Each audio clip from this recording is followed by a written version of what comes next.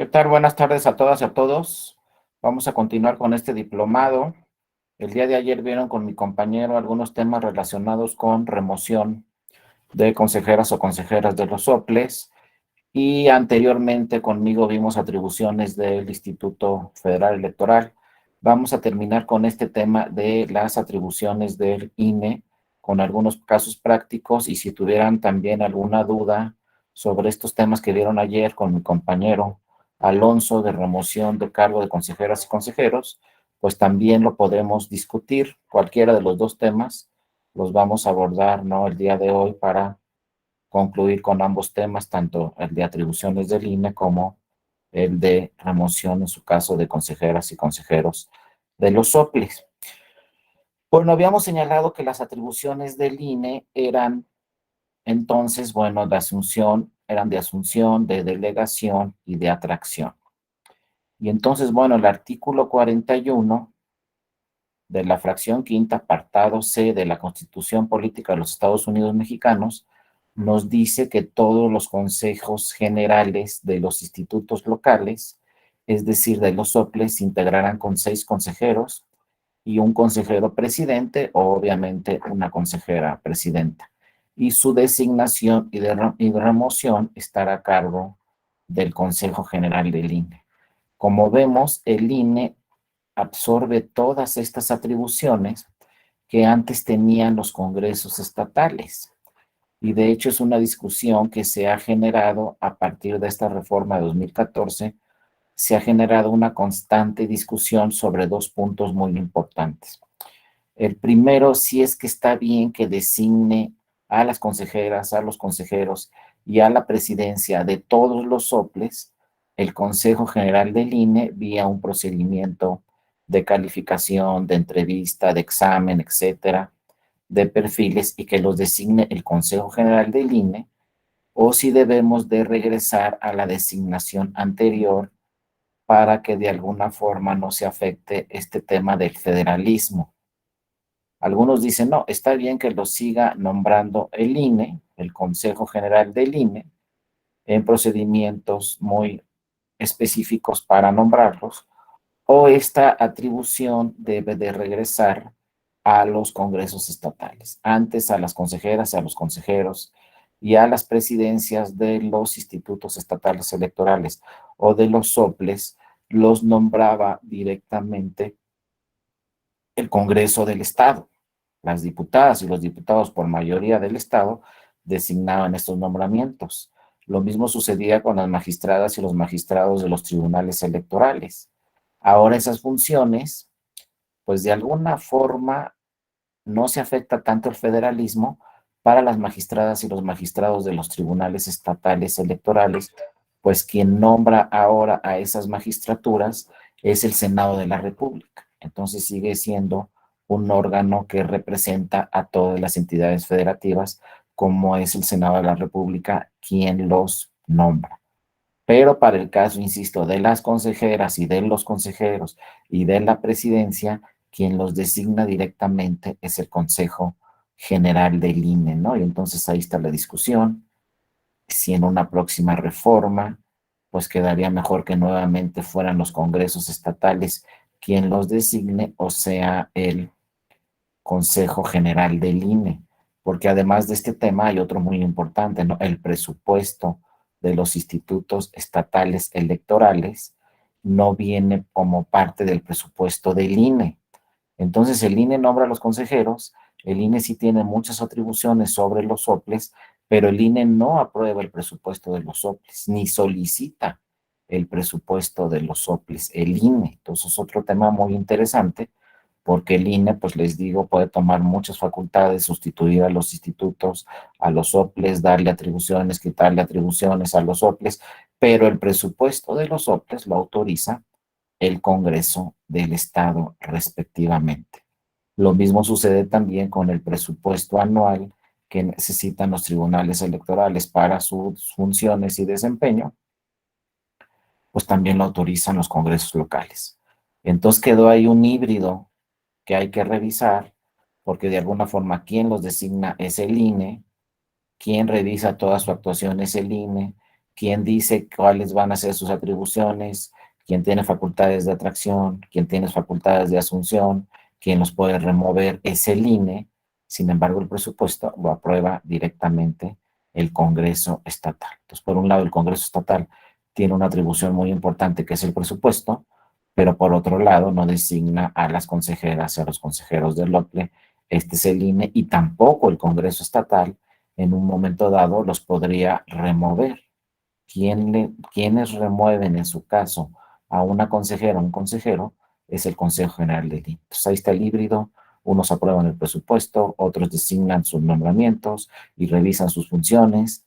Entonces habrá que revisar si seguimos con ese diseño, ¿no? O nos vamos al diseño anterior, donde el nombramiento era por los congresos locales, para no afectar el federalismo.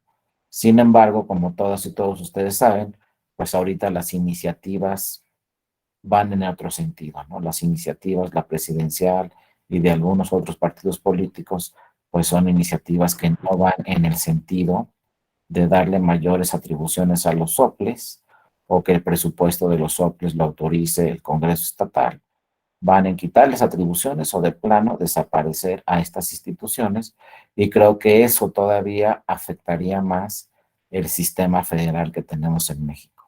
En vez de fortalecerlo, pues poco a poco vamos afectando un poco más este diseño del federalismo en México, donde las autoridades centrales pues cada vez van tomando más atribuciones, aunque sí las presupuestales todavía son atribuciones de las 32 entidades federativas.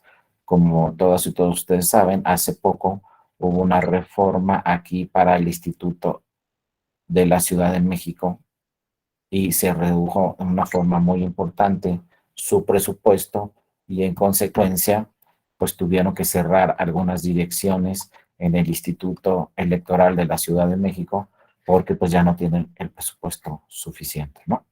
Pues habrá que revisar todos esos temas, pero la Constitución sí es muy clara y nos dice la designación y remoción de las consejeras y los consejeros la realizará el Consejo General del INE.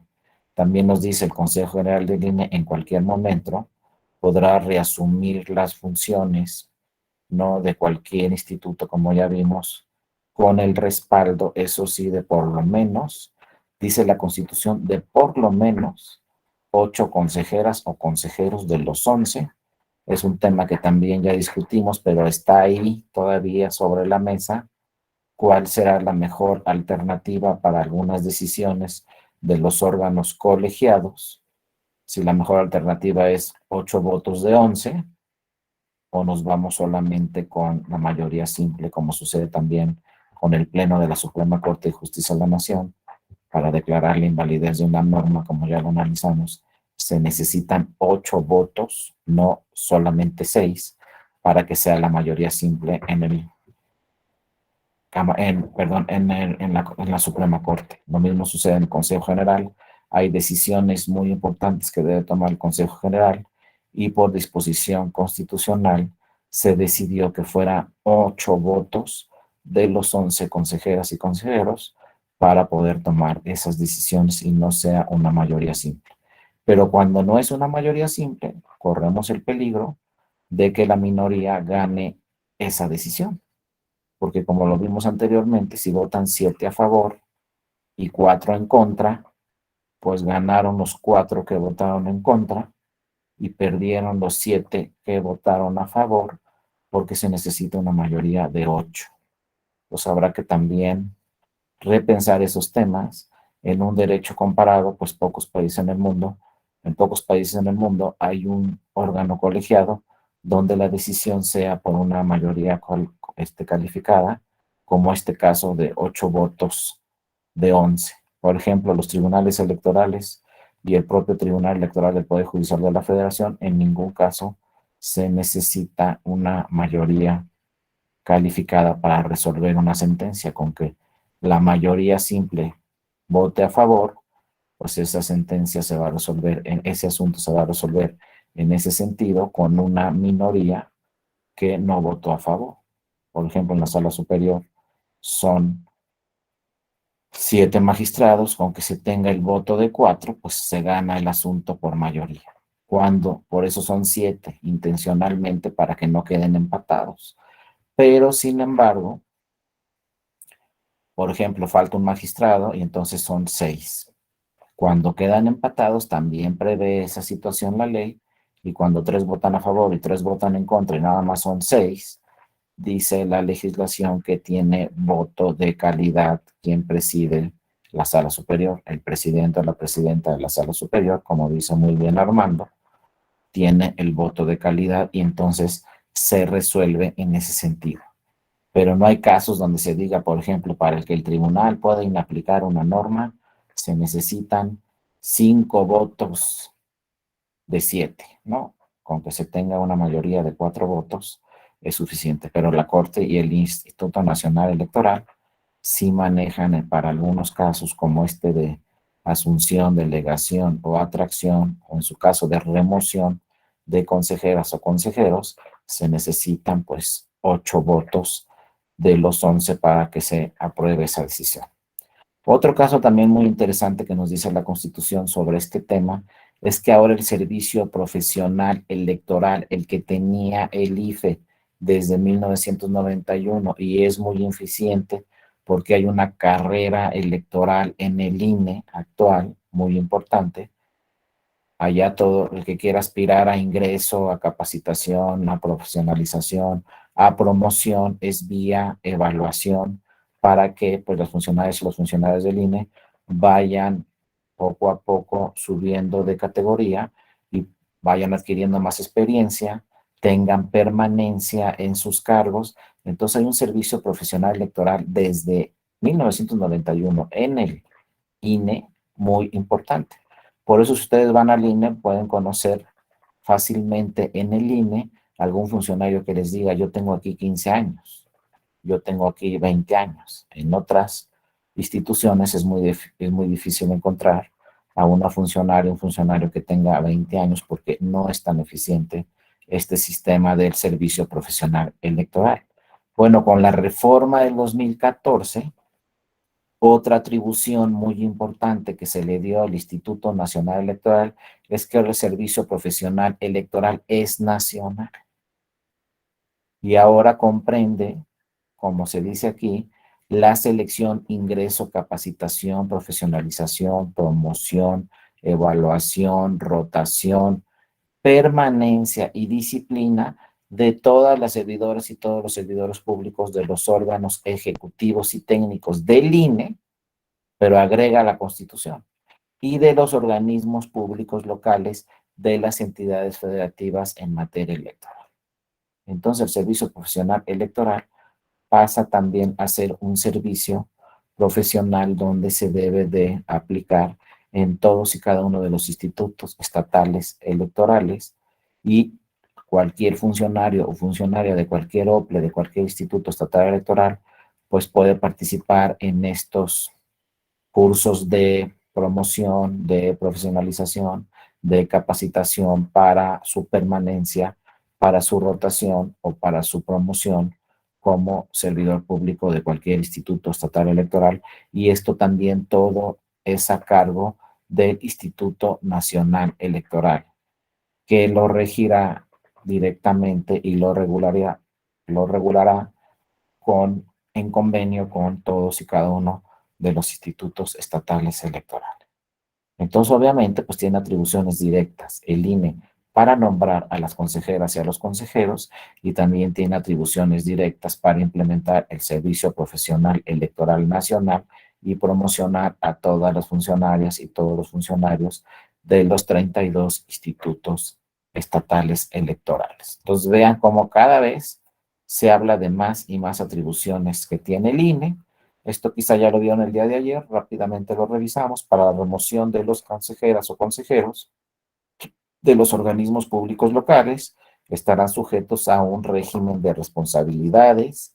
Los consejeros de los organismos públicos locales podrán ser removidos por el Consejo General por incurrir en las siguientes causas que seguramente ya analizaron: realizar conductas que atenten contra la independencia y la imparcialidad de la función electoral, tener notoria negligencia, ineptitud, descuido del desempeño de sus funciones, conocer de algún asunto, participar en algún acto en el cual se encuentren impedidos, realizar nombramientos, promociones, ratificaciones, infringiendo las disposiciones que marque la ley, emitir opinión pública que implique prejuzgar sobre un asunto de su conocimiento y no haberse excusado del mismo, dejar de desempeñar injustificadamente sus funciones o las labores que tenga a su cargo y violar de manera grave y reiterada las reglas y los lineamientos que emite constantemente el Instituto Nacional Electoral. Entonces, por cualquiera de estos temas, se puede en un momento remover a un consejero o una consejera por parte del Consejo General del INE. Ojo, esa resolución del Consejo General del INE puede ser impugnada ante el Tribunal Electoral, ¿no?, del Poder Judicial de la Federación, y como es una resolución del Consejo General, entonces la autoridad que va a revisar esa remoción será directamente la Sala Superior, porque por lo general todos los actos, resoluciones, acuerdos, lineamientos que emite el Consejo General del INE son de competencia directa, no de la Sala Superior. Y luego también el artículo 103, ¿no?, de la Ley General de Instituciones y Procedimientos Electorales, nos dice que el secretario ejecutivo del instituto, a través de la Unidad Técnica de lo Contencioso Electoral, cuando tenga conocimientos de hechos que actualicen alguna causa de procedencia de la remoción y considere que existen elementos de prueba, notificará al Consejo Local Electoral de que se trate. La notificación deberá expresarse en el lugar, día y hora donde tendrá verificativo dicha audiencia, etcétera, ¿no? Aquí más o menos se explica cuál es el procedimiento. Y luego se dice, no, entre la fecha de citación y la audiencia deberá mediar un plazo no menor a 5 ni mayor a 15 días. Concluida la audiencia, se concederá al consejero electoral un plazo de 10 días para que ofrezca los elementos de prueba que estime pertinentes y que tengan relación con los hechos que se le atribuyen. Desahogadas las pruebas que fueron admitidas, el secretario ejecutivo dentro de 20 días siguientes someterá el dictamen al proyecto de resolución, como vemos, al Consejo General del INE. Entonces, esta resolución del Consejo General del INE, insisto, puede ser impugnada ante la Sala Superior. Y bueno, la última decisión sobre la remoción la tendrá la Sala Superior. Pero cuando decide el Consejo General, como también lo replica la ley, como está en la Constitución, se dice, ¿no?, la remoción requerirá de 8 votos del Consejo General del Instituto. No podemos remover entonces a una consejera o a un consejero con 7 votos del Consejo General. Aunque 7 votos es la mayoría, nos dice tanto la Constitución como la ley, se requieren necesariamente 8 votos para la remoción de esa funcionaria o ese funcionario. El cual deberá notificar la resolución correspondiente y ejecutar la remoción, sin perjuicio de cualquier otra sanción que hubiera lugar de conformidad con las disposiciones aplicables jurídicas, ¿no? Ahora, por ejemplo, si se trata de un tema penal o de un tema de un delito electoral que pueda configurarse, bueno, también el Consejo General y a su vez el Tribunal Electoral, pues están obligados a darle vista, en su caso, a las autoridades correspondientes, como la Fiscalía o, en su caso, a una autoridad penal, ¿no? Entonces, en resumen, nos debe de quedar muy claro que cambió radicalmente el sistema electoral con la reforma 2014. Nace el Instituto Nacional Electoral, nace con muchas mayores atribuciones, sobre todo para estos temas de los institutos estatales electorales. Y además, ojo, pues como seguramente ya lo saben muy bien, pues nacen nuevas leyes. Se deroga el Código Federal de Instituciones y Procedimientos Electorales y la derogación de este COFIPE, que aplicaba solamente para las elecciones federales, provoca que se creen 2 leyes nuevas, nacen 2 leyes nuevas: la Ley General de Instituciones y Procedimientos Electorales y la Ley General de Partidos Políticos. Estas 2 leyes sustituyen a las leyes federales, pero además adquieren mucho mayor atribuciones. ¿Por qué se llaman leyes generales? Se llaman leyes generales, no se llama Código Electoral Federal ni Código Electoral Local. Se llama Código Electoral General, en pocas palabras, es decir, se llama Ley General de Instituciones y Procedimientos Electorales, porque aplica para todas las elecciones. Entonces no le podíamos poner ni ley federal, porque no es para las elecciones federales, ni ley de la entidad federativa tal, porque no aplica para esa entidad federativa solamente. Se le denominó con la reforma 2014 ley general porque aplica para todas las elecciones y para todas las autoridades. En la ley general vamos a ver diversos temas que aplican para todas las elecciones. Y también vamos a ver ahí ya directamente todas las atribuciones que tiene el INE directamente sobre los institutos estatales electorales.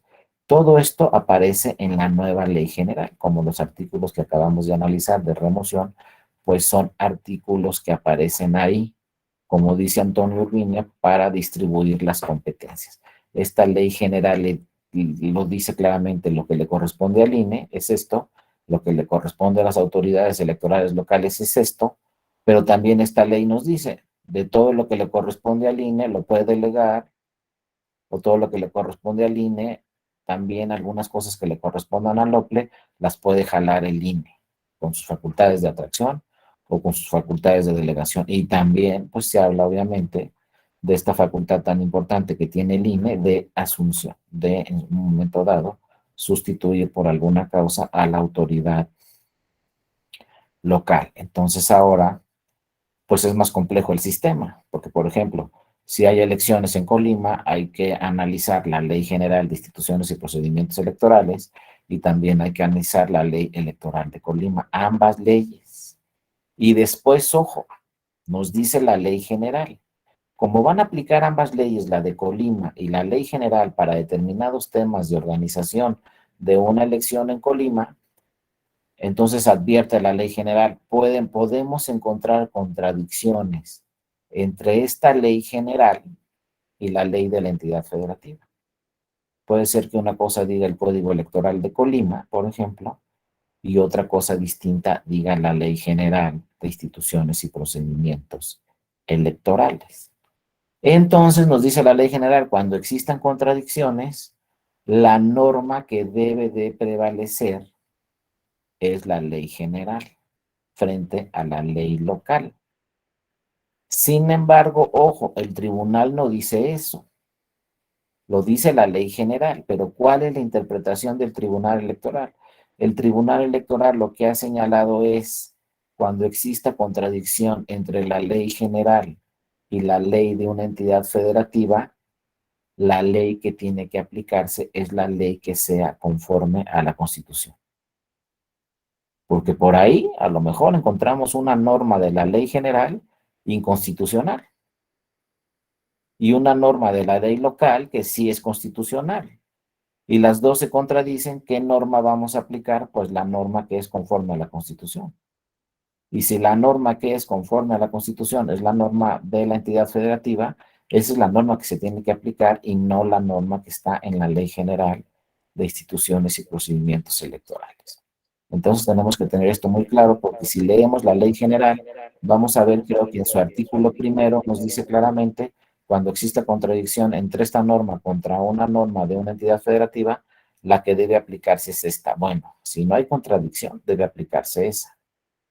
Si esa norma de la ley general es constitucional, debe aplicarse esa, pero si en una de esas la norma de la ley general es inconstitucional, entonces no la podemos aplicar sobre la norma local. Siempre habrá que revisar el caso concreto y por lo general, pues las normas de la ley general son constitucionales, aunque por ahí hay sus excepciones y algunas normas de la ley general ya se han impugnado ante el tribunal por inconstitucionales. La cosa es que, pues el sistema sí se vuelve más complejo, el sistema electoral, porque si yo voy a organizar un proceso electoral, por ejemplo, si yo soy consejera o consejera o consejero del OPLE del Estado de México, por ejemplo, pues tengo que revisar qué dice toda la legislación del Estado de México, pero también tengo que revisar qué dice la legislación general, porque aplican ambas normas. Y luego yo como autoridad local, pues tengo que revisar qué me corresponde a mí y qué le corresponde al INE, y luego qué acuerdos y lineamientos emite el INE cuando hay omisiones en la ley, etcétera, y luego revisar pues qué ha dicho el tribunal sobre los acuerdos y lineamientos que emite el INE, etcétera. Es que en pocas palabras pues tenemos que revisar todo el sistema jurídico a ver cómo se van a aplicar, pues este catálogo de normas que tenemos ahora. Y que todas estas normas aplican para cualquier proceso electoral. Antes no, antes era más sencillo, pues vamos a organizar la elección en Colima, pues revisa qué dicen las normas de Colima, ahora no.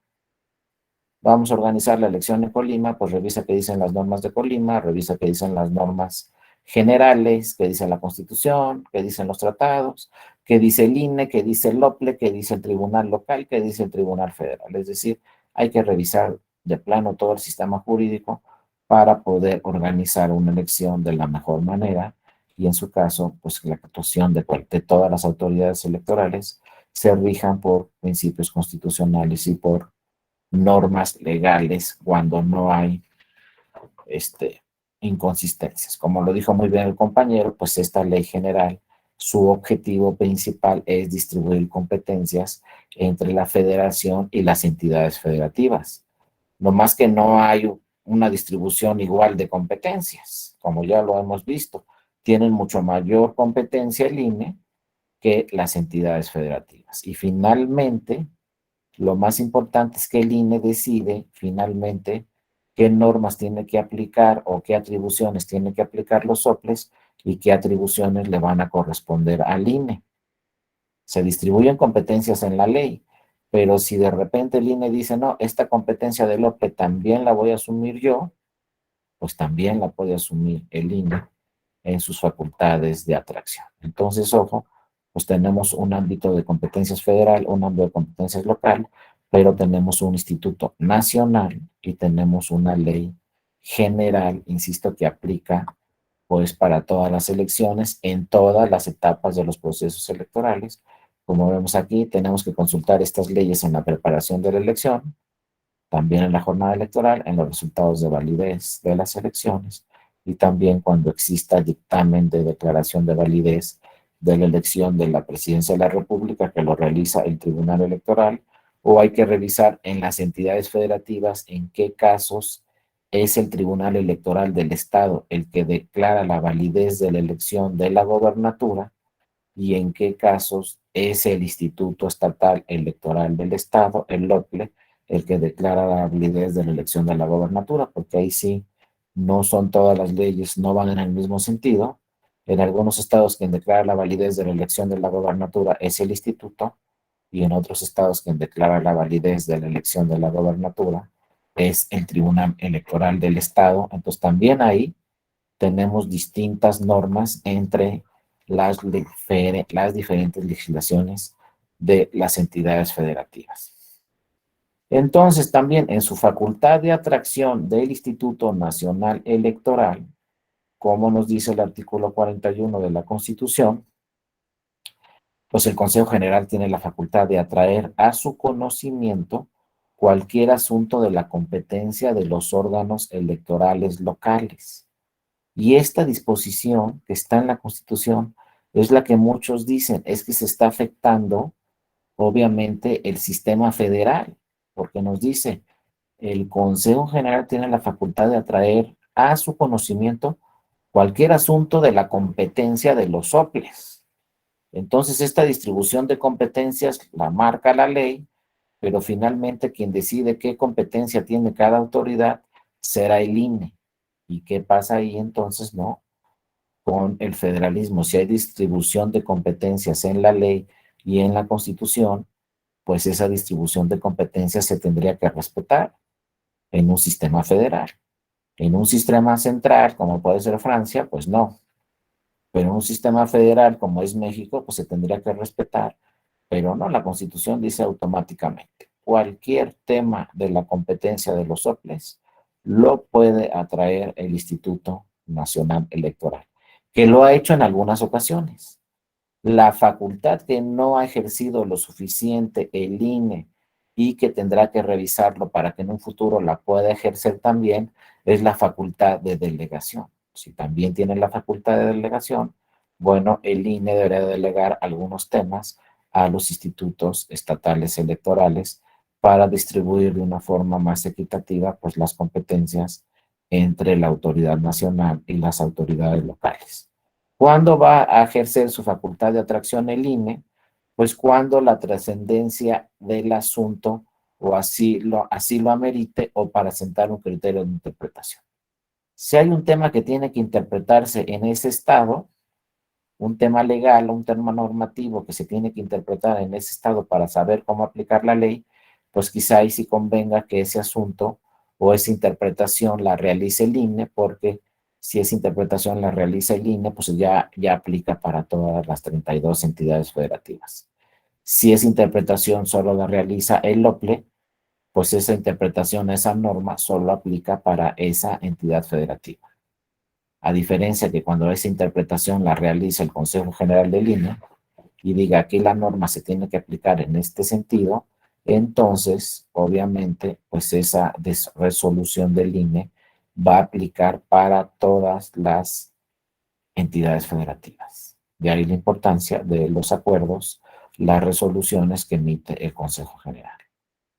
Además, pues como ya vimos, todas esas resoluciones que emite el Consejo General en su facultad de atracción, de delegación, de asunción cualquiera, pues también en un momento dado pueden ser revisadas por el Tribunal Electoral y el Tribunal Electoral pues tendrá la última palabra. Por eso es tan importante también revisar tanto las resoluciones del INE como las sentencias del tribunal. No hay que quedarnos siempre con que así lo dijo el INE, sino hay que revisar si ese tema que resolvió así el INE no fue revisado posteriormente por el tribunal. Porque a lo mejor el tribunal cambió el sentido en el que había resuelto el INE, o cambió el criterio del INE, o dijo, este criterio del INE no puede aplicar, y punto, ¿no? Entonces, bueno, habrá que revisar tanto todas las resoluciones del INE como todas las resoluciones del tribunal respecto a cualquier tema. Por eso es tan complejo la materia electoral y luego pues la materia electoral, acuérdense, no se detiene. Ese es el problema. La materia electoral no se detiene ni un segundo, ni un minuto, ni un día, ni 3 días, ni nada. Si, por ejemplo, nosotros en otra materia presentamos un amparo, acuérdense que en la figura del amparo, pues hay suspensión definitiva y suspensión provisional. Yo presento un amparo, ¿no? Porque me cerraron mi comercio. Entonces, bueno, presento mi amparo, no estoy de acuerdo con que me hayan cerrado mi comercio, no mi negocio, y entonces si el juez dicta una suspensión provisional o una suspensión definitiva, yo puedo volver a abrir mi negocio y seguir trabajando, ¿no? O pueden suspender el acto o no pueden suspender el acto y no tiene ningún plazo específico el juez de amparo para resolver ese tema. En materia electoral es completamente distinto. Si yo presento cualquier medio de impugnación, de todos modos el proceso electoral no se va a detener. Ni un día, ni un minuto, ni un segundo. Entonces todas las autoridades tienen que resolver rápidamente porque ya saben que el proceso electoral no se va a detener. Por ejemplo, un tema de elegibilidad de un candidato que va y se registra. Va al instituto electoral, al INE, o va López, se registra, le niegan su registro, pues entonces los tribunales electorales tienen que resolver rápido porque el proceso electoral va a iniciar. Y entonces imagínense si no se ha resuelto sobre el registro o no de alguna candidatura, pues ya el proceso electoral empezó, ya empezó la campaña, quizá esa persona que se registró ya está en campaña y todavía no se resuelve su asunto. Y pues ya ha habido casos donde a la mitad de la campaña se le dice a la candidatura, sabes que se suspende tu campaña porque no cumples con los requisitos. O se suspende tu campaña porque rebasaste los topes de gastos de pre-campaña, por ejemplo, o no reportaste los gastos o lo que ustedes quieran. Entonces se presentaron esas impugnaciones sobre la elegibilidad o no de una candidatura y de todos modos el proceso electoral siguió caminando. Entonces imagínense la presión que tienen las autoridades electorales para resolver todos esos asuntos. O sea, todavía no resolvemos si este candidato cumple con los requisitos o no para hacer campaña y vamos a la mitad de la campaña. En materia civil o penal o en algunas otras materias laboral, pues se revisa bien el asunto, se analiza bien el asunto y después se resuelve. Acá no, acá los plazos se van venciendo y se tiene que resolver todo antes de los plazos que marca la legislación. Entonces, pues imagínense todo un sistema jurídico tan complejo Y a eso le tenemos que agregar que todas las autoridades tienen que resolver todos los asuntos en forma prácticamente inmediata. O luego llega un asunto interesante y no dice nada la ley. Por ejemplo, llega, como casos, llega una persona con discapacidad y le dice no al INE, por ejemplo, oye, me tienes que registrar porque mi partido no me quiso registrar y entonces mi partido no registra a personas en situación vulnerable como yo soy una persona con discapacidad. Obliga a mi partido a que me registre. Le dicen eso al INE.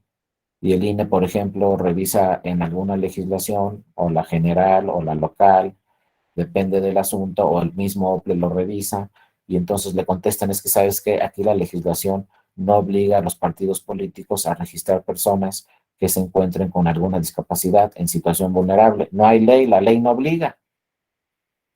Entonces, ¿qué hace el INE o qué hace el OPLE?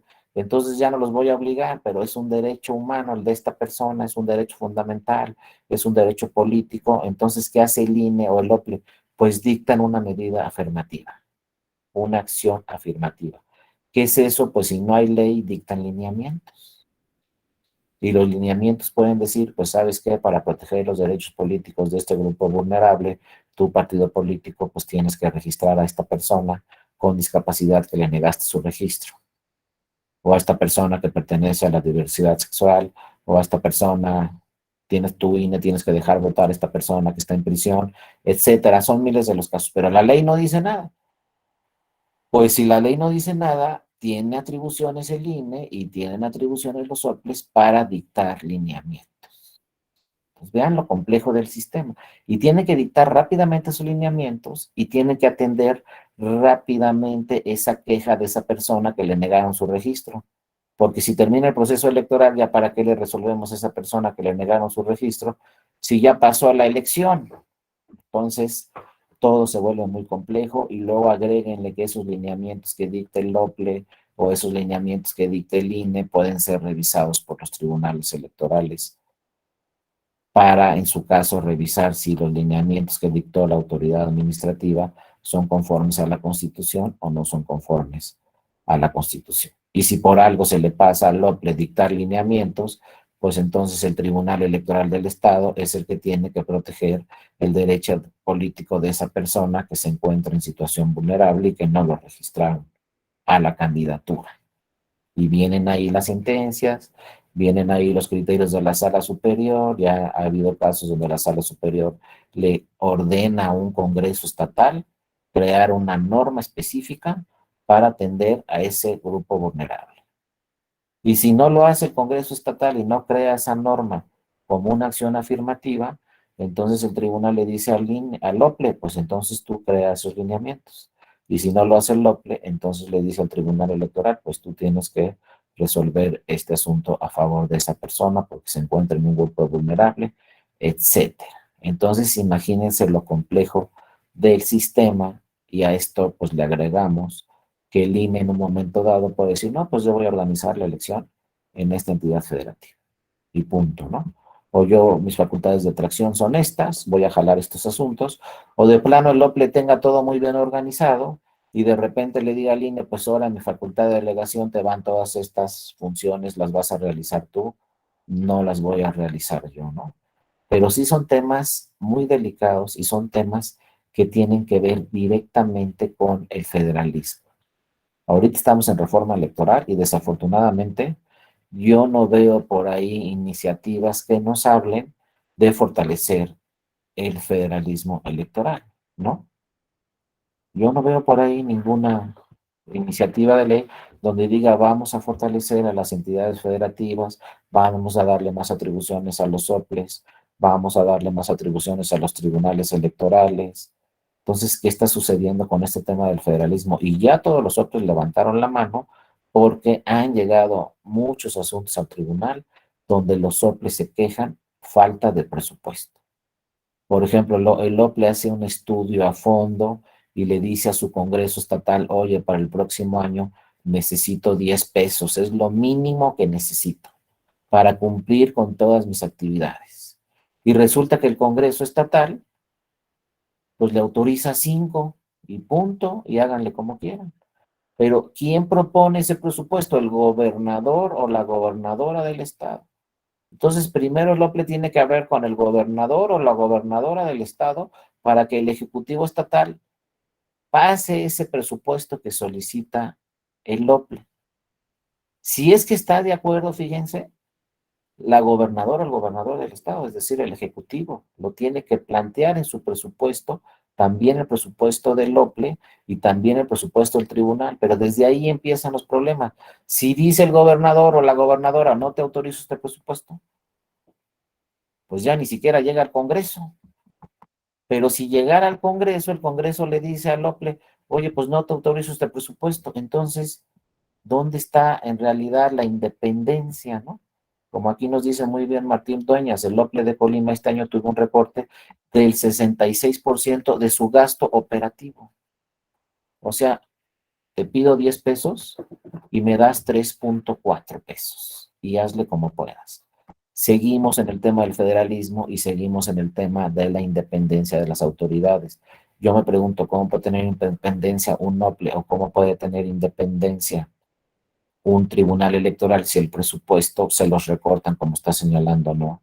Nuestro compañero Martín, si pido 10 pesos y nada más me dan 3, ¿cómo voy a ejercer todas mis funciones? Y si por el otro lado dice el INE, pues en su caso yo atraigo todas esas funciones, pues ¿en qué situación quedo yo como Instituto Estatal Electoral?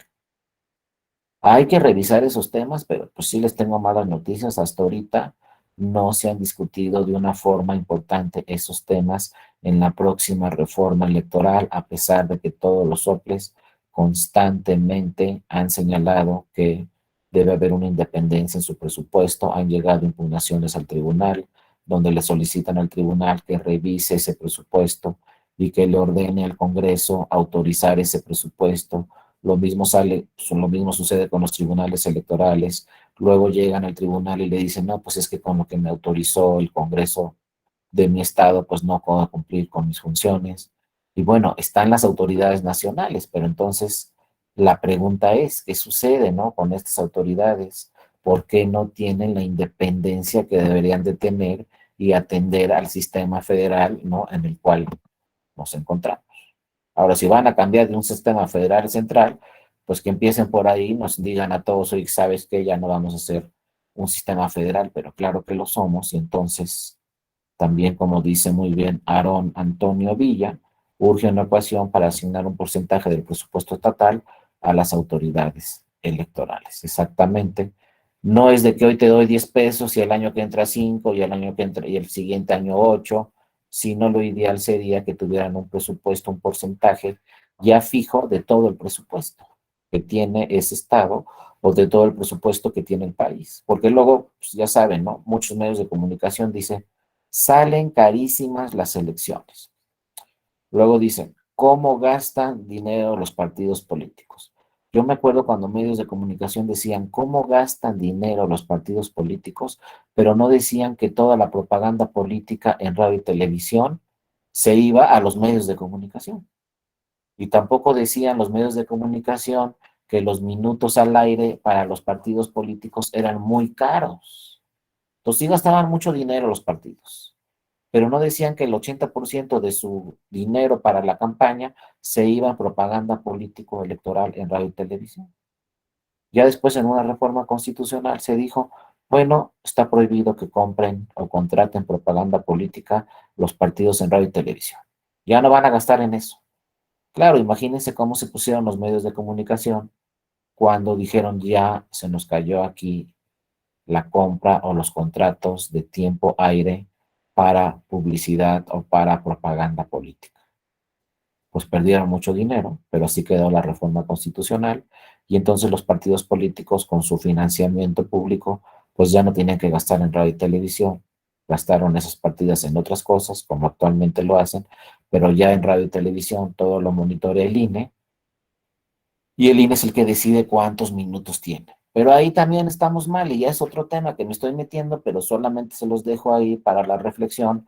La fórmula actual en financiamiento público nos habla de 30-70. Entonces, ¿está bien eso o no? Por ejemplo, a todos los partidos les dan 30% igual de financiamiento. pero el otro 70 es conforme te fue en la elección de diputaciones anterior. Entonces, si ustedes ven cómo está actualmente el sistema, más o menos les doy un ejemplo. Para las próximas elecciones federales, a Morena le van a dar 100 pesos, al PRI y al PAN 60, al Verde y creo que al Movimiento Ciudadano 30, y al PT y al PRD 10. Entonces imagínense que en las próximas elecciones federales el PRD va a ir con un financiamiento público de 10 pesos y Morena va a ir con un financiamiento público de 100. Entonces la pregunta es, ¿dónde está ahí también la equidad en la contienda? Si un partido va con 100, otro va con 10, y ya no les digo una candidatura independiente con cuánto va, porque si el PRD va a llevar 10 pesos, la candidatura independiente va a llevar 3 pesos. Entonces, ¿cuándo le va a ganar una candidatura independiente con 3 pesos a un partido político que lleva 100? Pero así está el diseño. Y tampoco no he escuchado temas sobre la reforma electoral de este año, no he escuchado temas sobre fiscalización, simplemente se dijo ahí en la iniciativa presidencial rápidamente, solamente se dijo, ¿no? Le vamos a quitar el financiamiento público a los partidos políticos, el ordinario, y solo vamos a dejar el de las campañas. Así está una iniciativa, pero creo obviamente que tampoco es la solución. Ya no les damos ni un peso para sus gastos ordinarios y solo para sus gastos de campaña. Entonces, ¿de dónde van a obtener el dinero los partidos políticos para sus gastos ordinarios? Si no se pueden comprometer con ninguna persona física, con ninguna persona moral, mucho menos con un grupo criminal organizado, mucho menos, o sea, no se pueden comprometer con nadie. Entonces, ¿de dónde van a sacar su dinero para su financiamiento ordinario si es que pasa esa reforma en donde ya no va a haber financiamiento para sus gastos ordinarios, solamente para las campañas? Todos esos temas se están revisando, pero pues habrá que ver cómo va a quedar todo este tema, ¿no? José Omar Ortega nos dice: en Durango, además de recortarnos el presupuesto, lo poco que se nos aprobó no ha sido ministrado a tiempo por el gobierno local. Ese también es otro problemón en el que estamos, que luego, bueno, ya te aprobamos el 3%, digo, de 10 pesos te aprobamos 3 y luego no llegan las partidas, las administraciones en tiempo, ni para las actuaciones del instituto, y muchas veces tampoco llegan a tiempo las administraciones de los partidos políticos a las que tienen derecho. Todo esto es el mismo sistema y todo este es un sistema que se tiene que revisar. Pero insisto, desde mi punto de vista, hay que fortalecer a estas instituciones locales y que de verdad sean unas instituciones independientes y unas instituciones autónomas. Mientras no tengan presupuesto propio y se tenga que aprobar ese presupuesto por el Congreso y el Congreso no tenga parámetros obligatorios para aprobar ese presupuesto, va a ser muy compleja la actuación de todos los institutos y todos los tribunales electorales, porque todos están en el mismo sentido, no alcanzan, no nos aprueban el presupuesto ni siquiera para las actividades comunes que llevamos a cabo todos los días como autoridades electorales, ¿no? Bueno, ahí está otro tema que posteriormente se puede tratar, ¿no? Entonces, bueno, una vez que se solicite, por ejemplo, estas facultades que tiene el INE de asunción, atracción o delegación, dentro de los 4 días hábiles posteriores a la recepción de la solicitud, la Secretaría Ejecutiva determinará sobre la procedencia o rechazo de esta intención, ¿no? Admitida la petición, entonces, en caso de ser necesario, la Secretaría Ejecutiva podrá llegarse de los elementos que estimen necesarios para elaborar el proyecto de solución para el cual podrá en su caso abrir una investigación que no podrá durar más de 10 días. Entonces la Secretaría Ejecutiva pues, puede investigar la facultad de atracción que se está solicitando, la facultad de delegación que se está solicitando, o en su caso, también podría ser que alguna autoridad local solicite la facultad de asunción. Tendríamos que ver cuál fue el problema, y en una de esas el problema podría ser lo que estamos platicando. ¿Sabes qué, INE? Pues te solicito que tú organices la elección porque yo no tengo presupuesto para organizar la elección. Podría ser un caso remoto porque yo creo que pues la autoridad local haría hasta lo imposible por organizar directamente el proceso electoral. Pero bueno, ahí está la facultad, ahí está la petición, ahí está el plazo de 10 días para ver si procede o no. Entonces, posteriormente, concluida la investigación, la Secretaría Ejecutiva cuenta con un plazo de 5 días hábiles posteriores para elaborar el proyecto de solución, el cual deberá someterlo, obviamente, a consideración del Consejo General, a ver si procede o no procede esa solicitud. Creo que por ahí alguien me levantó la mano, no sé, quería platicar con... Ándale, Yarumi, buenas tardes, adelante, Hola, Yarumi. hola doctor, hola, buenas tardes a todas y a Hola, te todos. escuchamos. Doctor, aquí tengo una duda porque, eh, ay Dios, ya se me fue. No te preocupes, Yarumi, si no al Es, ratito participamos, como tú digas. sí, doctor, mejor lo dejamos porque estaba Acuérdate, entre que le Yarumi, escribía y acuérdate. entre que si levantaba la mano ahorita, No te, pero no me te quedé con, preocupes, Yarumi, cuando te acuerdes, participas ya sin pedirme la palabra, inmediatamente levantas la voz ahí y te escuchamos. Bueno, les decía, una vez que termine la investigación, entonces esto se somete a consideración, ¿no?, del Consejo General. Cuando, fíjense, por trascendencia y urgencia del asunto se requiere un procedimiento más expedito, de manera excepcional, entonces el Consejo General podrá resolver la solicitud sin agotar los plazos establecidos en la ley. Porque acuérdense que en materia electoral hay situaciones que se tienen que resolver al día siguiente o al otro día o lo que ustedes quieran. Imagínense que el Consejo General o las instalaciones del Consejo General de alguna entidad federativa, pues inunda ahí toda la instalación. Llueve fuertísimo, que podría ser en Tabasco, que ya se les ha inundado varias veces Villahermosa. Imagínense que en Tabasco se inunda ahí todas las instalaciones, se echan a perder todas las camionetas, todas las computadoras, todo. Pues, ¿qué hacen? En pleno proceso electoral. Pues sería un caso extraordinario para que entonces inmediatamente el INE diga, bueno, yo voy aquí a asumir facultades del instituto local y seguir organizando la elección o seguir en la preparación de la elección, etcétera. Puede haber casos así, pero ojo, son casos extraordinarios, son casos excepcionales que podrían darse. A lo mejor no está tan mal que diga eso la ley en un momento dado. Lo que sería delicado es que constantemente el INE ejerza facultades de atracción y ejerza facultades de atracción y poco a poco vayan perdiendo más facultades, pues los institutos estatales electorales. Ahora sí, Yarumi nos dice, ¿el INE tiene alguna partida especial para cubrir los costos derivados de esta facultad de una elección? Ese es muy buen tema, qué bueno que lo toca, Yure. Pues por ahí tendrá algún presupuesto, pero no total. Habrá que ver qué es lo que se está solicitando o qué es lo que se está pidiendo que en sus facultades de atracción jale necesariamente el INE. Ahora, si el INE va a asumir las facultades de organizar toda una elección, entonces ahí sí el INE tendría que pedir una partida especial, ¿no?, al Congreso de la Unión, porque el INE diría, pues sabes que ahora ya voy a organizar esta elección extraordinaria, entonces necesito una partida para organizar una elección extraordinaria, como ya sucedió en ese caso.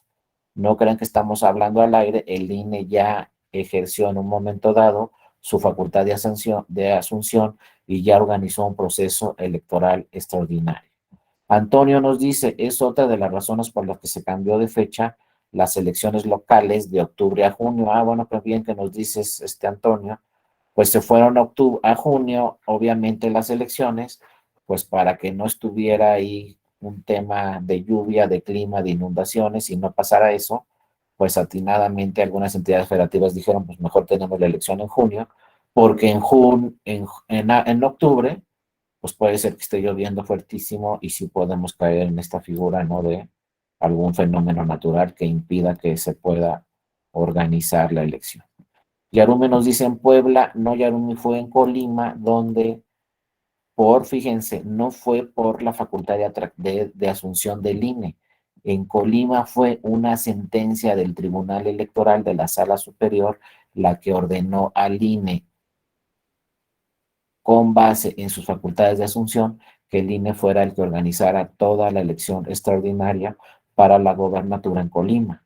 La Sala Superior anuló la elección de la gobernatura en Colima y señaló en su sentencia, y quien va a organizar la elección extraordinaria no va a ser el Instituto Estatal Electoral de Colima, va a ser el Instituto Nacional Electoral. Entonces, en esos casos, si el INE tuvo que solicitar una partida especial a la Cámara de Diputadas y Diputados para organizar el proceso electoral de Colima, porque además no era cualquier proceso electoral, era el proceso electoral de una gobernatura, entonces obviamente se necesitaba una partida especial para organizar esa elección en sus facultades, fíjense, de asunción. Por eso lo ordenó así la Sala Superior. Si el INE no tuviera facultades de asunción conforme a la Constitución, pues la Sala Superior no podría haberle dicho al INE, ¿sabes qué? Tú vas a organizar la elección extraordinaria.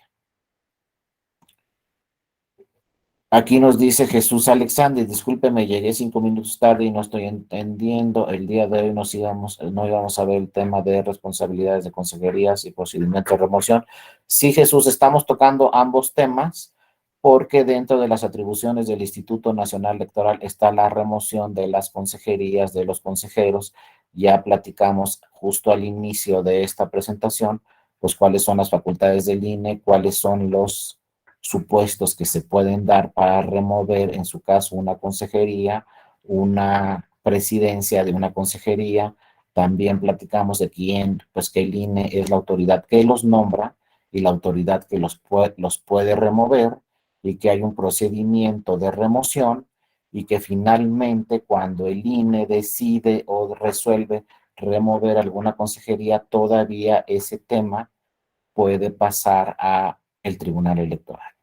Si remueven a una consejera o si remueven a un consejero por alguna falta de las que analizamos, todavía ese tema se tendría que revisar en el Tribunal Electoral. Hay todo un procedimiento, tienen derecho a presentar pruebas en determinados plazos, y una vez que se resuelve este asunto y que si el Consejo General resuelve remover esa consejería, todavía esa persona puede acudir en contra de esa resolución del Consejo General, todavía puede acudir al Tribunal Electoral, ¿no? A impugnar esa resolución. También platicamos, Jesús, que tiene que ser la remoción, necesariamente se necesitan 8 votos de las 11 consejerías. No puede ser por mayoría simple, se necesitan 8 votos, y bueno, ahí está la discusión, si lo dejamos en 8 votos o sería prudente que solamente con 6 votos se tocara ese tema.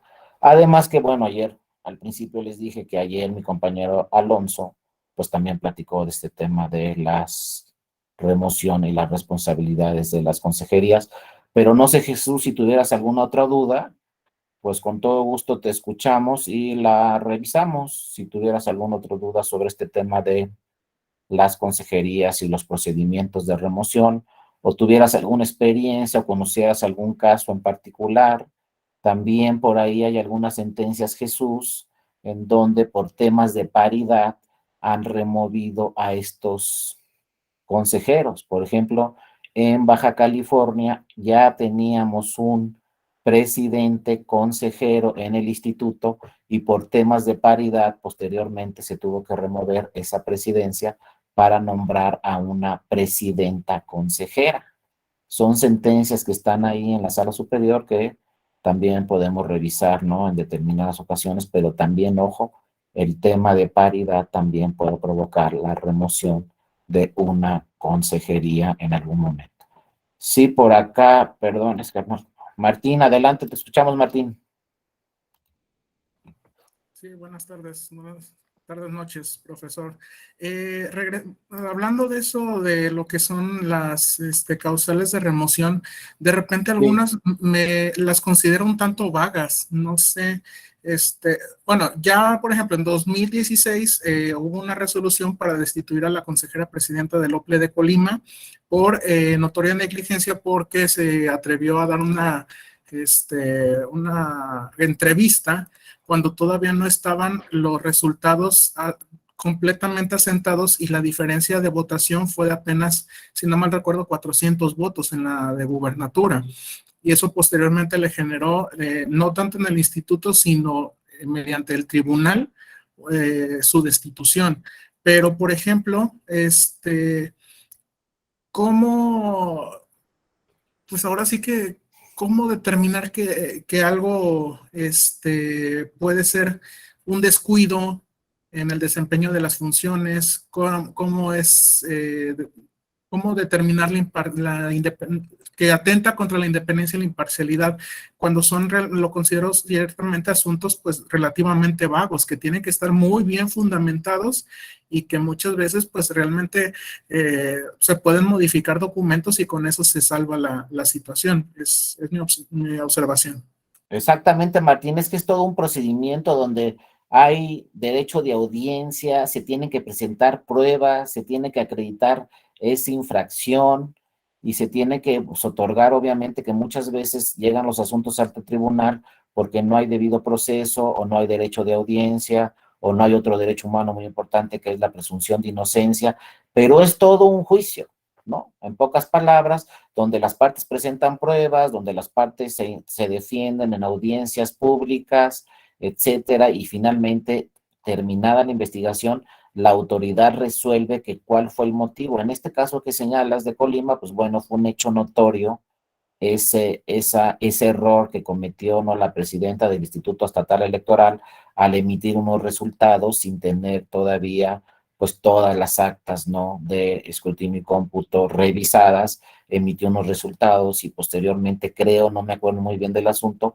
posteriormente emitió otros resultados distintos, entonces quedó ahí en confusión todo el electorado, que cómo es posible que primero se emitan unos resultados y posteriormente se emitan otros resultados, pero fueron hechos notorios, fueron hechos, como señala aquí un compañero, que salieron en radio, en televisión, en redes sociales, entonces sí había una serie de pruebas para llevar a cabo este procedimiento y en un momento dado, bueno, para remover o destituir a esta funcionaria del Instituto Estatal Electoral, que el asunto pues estuvo directamente ahí ante el INE y posteriormente ante el tribunal. Eso, fíjense, en esa misma elección, cómo sucedieron las dos cosas al mismo tiempo, ¿no? Facultades de remoción y también facultades de asunción, por eso estamos tocando los dos temas al mismo tiempo. En esa misma de Colima, se, se provocaron estas irregularidades por parte de la presidencia del Instituto Estatal Electoral de Colima y eso, entre otras cosas, también provocó que quien organizara la elección extraordinaria ya no fuera el Instituto Estatal Electoral de Colima, sino quien organizara la elección extraordinaria fuera el Instituto Nacional Electoral en sus facultades de asunción. Entonces, fíjense cómo un tema de una servidora pública, la presidenta del Instituto Estatal Electoral de Colima, un error que cometió provocó hasta que en un momento dado fuera el Instituto Nacional Electoral el que organizara la elección extraordinaria en Colima, que así sucedió, ¿no? Con la sentencia que emitió el Tribunal Electoral, lo que sucedió fue que fue el Instituto Nacional Electoral quien organizara el proceso electoral en Colima, ¿no? Y ya posteriormente se llevó a cabo todo este procedimiento de remoción de esa presidencia. Y el otro que llamó mucho la atención es el que también les menciono, el de Baja California Sur, que una vez que se había ya designado al presidente del Instituto Estatal Electoral de Baja California Sur, posteriormente se impugnó y por temas de paridad de género se hizo una remoción y se nombró a una presidenta en el Instituto Estatal Electoral de Baja California y bueno, se sustituyó la presidencia también de ese instituto, ¿no? Nos pregunta Gabriela, ¿tendrán un ejemplo de remoción de consejería que haya tenido incluso consecuencias penales? No recuerdo de consecuencias penales, Gabriela, porque bueno, ya no le he dado seguimiento. He visto casos donde se le da vista, ¿no?, a la Fiscalía Especializada en Atención a Delitos Electorales, pero ya no le he dado seguimiento a esos asuntos, si terminan con algunas consecuencias penales o no, no tengo el caso, pero si alguna compañera o compañero supiera de algún caso con consecuencias penales de alguna consejería, pues ojalá no las pueda compartir. Yo no recuerdo todavía de una consejera, algún consejero que estuviera sometido a un procedimiento penal, pero desconozco, ¿no? Quizás si exista por ahí un caso, si alguien lo conoce, pues estaría bien que nos los comentara. Luego nos pregunta Yarume, ¿tendrá conocimiento de algún caso del tribunal que haya solicitado al INE modificara el acuerdo sobre alguna promoción? Solamente recuerdo ahorita el caso este que les menciono de Baja California, donde pues se definió y se seleccionó a un hombre como presidente del instituto, pero luego llegó una mujer al tribunal y le dijo al tribunal, ¿sabes qué? Pues no debe ser un presidente porque se está afectando el principio de paridad de género que exige la Constitución para la integración de los consejos generales de los institutos estatales electorales. Y entonces, bueno, esa solicitud o ese acuerdo del INE se modificó, se sustituyó a esta persona y se convocó a un nuevo procedimiento en donde solamente participaron mujeres para designar a una presidenta, que es la que está actualmente en funciones en el Instituto Electoral de Baja California. Luego nos pregunta Gabriela, ¿quién está facultado para solicitar la remoción de, la remoción de una consejera o una consejería? Pues está facultado obviamente cualquier autoridad a petición de otro consejero, puede ser de algún partido político, de cualquier persona involucrada en un proceso electoral o que cuestione algún tema, puede hacerle la petición directamente, ¿no?, al Instituto Nacional Electoral para que revise ese tema. Y como se dice aquí, pues recibida la petición, ya lo vimos, ¿no?, dentro de un plazo de 10 días se revisa si procede o no, es decir, si esa petición tiene fundamentos necesarios para darle entrada, tiene lo que se dice, ¿no?, en el derecho, pruebas mínimas o pruebas indiciarias de que hay alguna irregularidad para darle procedencia, o también tiene facultades para rechazar esa petición. También en atención al derecho a la tutela judicial efectiva y al derecho de audiencia, pues también cualquier persona en un momento puede hacer esta petición y ya decidirá, ¿no?, la Secretaría Ejecutiva, o en su caso el Consejo General, o en su caso si llega el Tribunal Electoral, ya decidirá si tiene que admitirse esta petición o rechazarse en términos de lo que diga el reglamento. Acuérdense que constantemente se va modificando este reglamento con criterios del tribunal, entonces sí habrá que ver estrictamente quién llega a solicitar esa petición de esa remoción, cuáles son sus causas, si tiene pruebas mínimas, de qué persona se trata, si está involucrado en el proceso electoral, si le está afectando alguna decisión de esa consejera, de ese consejero. Es decir, se tienen que revisar varios temas para decidir en primer lugar si procede o no, y si procede o no, pues se tendrá que abrir una investigación, pero que vean, como dice la ley, no podrá durar más de 10 días hábiles. Imagínense que ustedes van al MP en materia penal y el MP les diga la investigación va a estar en 10 días. Pues eso no sucede en el penal. Pero en materia electoral lo dice la ley, una vez que se admita esta petición, se tendrán solamente 10 días para hacer la investigación, si procede o no este tema. Después, concluida la investigación, ¿no?, como ya lo vimos, la Secretaría Ejecutiva cuenta con un plazo de 5 días hábiles posteriores para elaborar el proyecto de resolución. ¿Qué va a resolver la Secretaría Ejecutiva? ¿Hay remoción o no hay remoción? Y posteriormente lo somete a consideración del Consejo General. Entonces ahí ya las consejeras y los consejeros que integran el Consejo General revisan este proyecto que emitió la Secretaría Ejecutiva en el sentido de remover a la persona o en el sentido de no remover a esa persona. Y lo decide obviamente el Consejo General, si hay remoción o no. Y una vez que resuelve el Consejo General, también hay un plazo breve para impugnar en su caso esa resolución del Consejo General ante el tribunal, y el tribunal pues tomará la última decisión.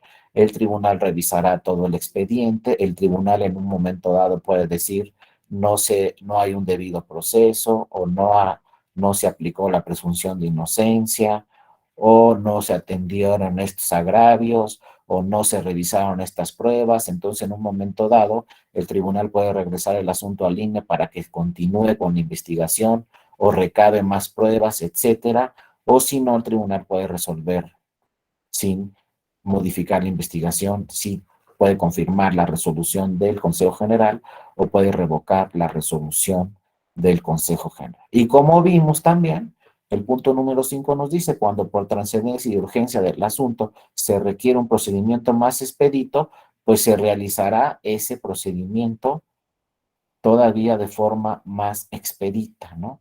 Entonces, bueno, todos estos temas de la petición, ya sea de petición para, en su caso, solicitar atribuciones del INE como son asunción, delegación o atracción, o solicitar en su caso la remoción de una persona, pues entran, ¿no?, en estas facultades que tiene el INE. Y sin embargo, como vimos, en tanto para ambas facultades o ambas atribuciones, tanto para remover a una consejera o un consejero, o tanto para solicitar facultades de atracción, de asunción o de delegación, se necesita, como también ya lo habíamos platicado, el voto necesariamente de 8 consejeras y 8 consejeros, ¿no?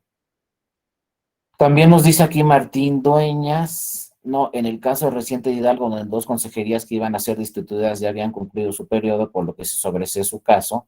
Creo que es en ese término, sí, como ya habían concluido su periodo, pues ya no tenían ningún caso, Martín, como bien lo señalas, pues estos procedimientos de remoción sí ya habían concluido su periodo. Yarume nos dice cuáles son los sistemas de responsabilidades que están sujetas a las consejerías de los soples. Bueno, el primero es el electoral, como vimos ahí, ya lo señala la ley electoral, que cuáles son los pasos, qué funciones deben de cumplir, en qué casos se les puede remover, si hay faltas, como ya lo señalamos anteriormente, o si no hay faltas, si quieren me regreso porque creo que no quedó claro este tema, pero lo volvemos a ver.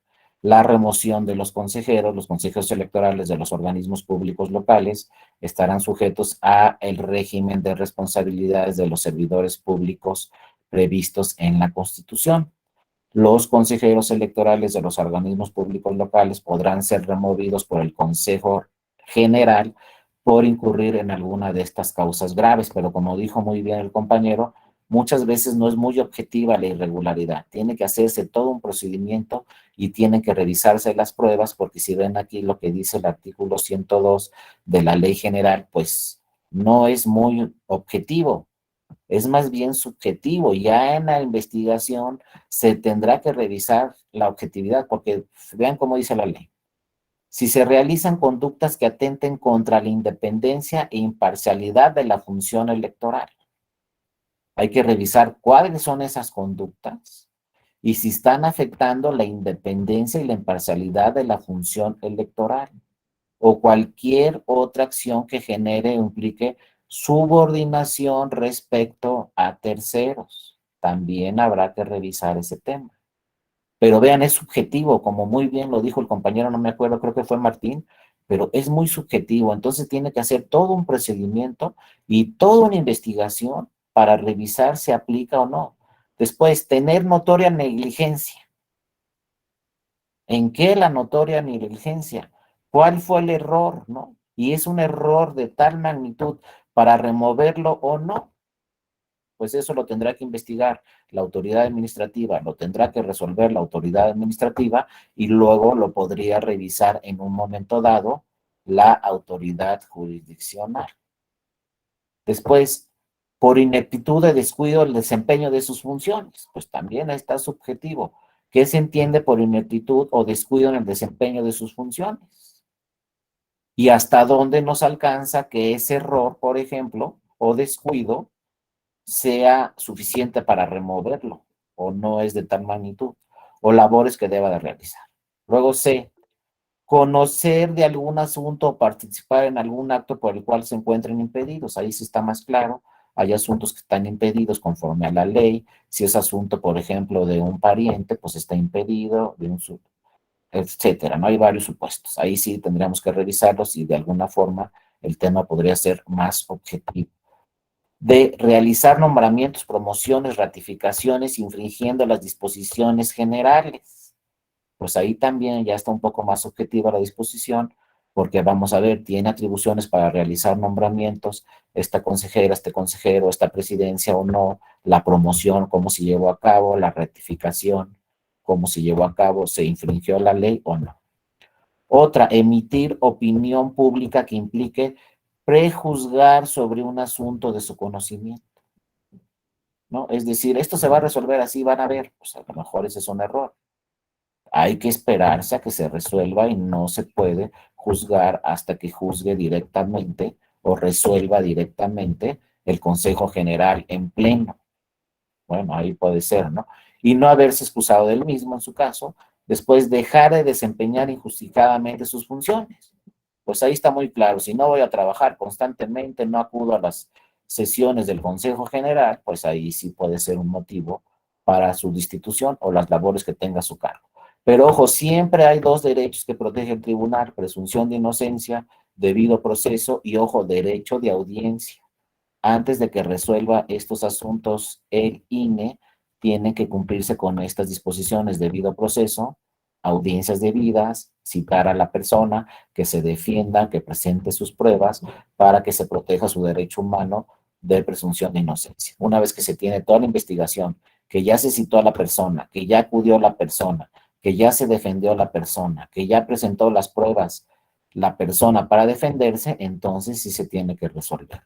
Porque si faltara alguna de estas actuaciones, entonces no está debidamente fundamentada y motivada esa resolución del Consejo General. Porque hay que recordar que el Consejo General resuelve estos asuntos, pero obviamente todas las consejeras y todos los consejeros del Consejo General del INE, pues no son abogados. Unos sí son, otros no. Entonces debe haber un acuerdo muy importante ahí para que esté debidamente fundamentada y motivada esa resolución de remoción, porque si no, obviamente esta persona va a acudir al tribunal y le va a decir no hay debida fundamentación y debida motivación en la resolución que me removió como consejera o consejero. Y luego, finalmente, violentar de manera grave o reiterada las reglas, lineamientos, criterios o formatos, ¿no?, que establece la ley y la Constitución. Es decir, no cumplir exactamente con lo que dice la ley. Pero sí, aquí Yarumi nos dice claramente, 102, que se sujetarán a las responsabilidades de los servidores públicos previstos en el título cuarto de la Constitución. Es decir, la propia Constitución Federal les da tratamiento a las consejeras o a los consejeros de los institutos estatales electorales como servidores públicos. Luego, Fernando Irving García nos pregunta: ¿qué tan recurrente es la presentación de solicitudes de remoción para el Consejo General del INE? Son pocas en realidad, Fernando, por eso llaman mucho la atención, porque en realidad son pocas las asuntos en donde se presentan estas solicitudes de remoción de alguna consejera o de algún consejero. En realidad son pocas las que llegan al Consejo General y menos son, obviamente, las que llegan hasta el Tribunal Electoral.